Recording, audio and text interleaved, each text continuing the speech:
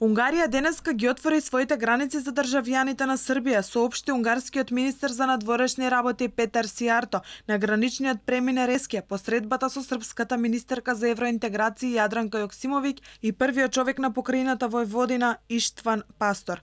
Државјаните на Србија денеска од 10 часот можат да влезат во Унгарија без тест за COVID-19 и карантина од 14 дена во соседната земја. Влегувањето во Унгарија е можно на 9 гранични премини, изјави унгарскиот министер.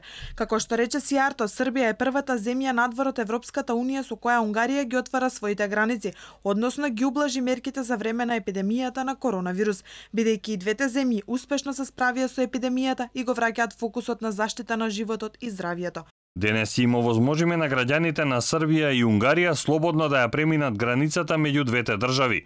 Ова ќе придонесе нашите економски односи да добијат нов интензитет. Сијарто ја представи програмата за економски развој во српскиот регион Војводина. Унгарија помага со 6 милиарди форинти, односно околу 17 милиони евра за поддршка на средни и големи проекти во регионот. Местото на Србија е во Европската унија, вели Сијарто.